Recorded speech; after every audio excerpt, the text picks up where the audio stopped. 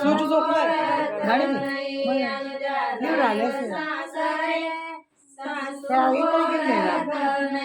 सासू बोलत नाही सासरा बोलत नाही परदेशाची नावाची लागत नाही परदेशाची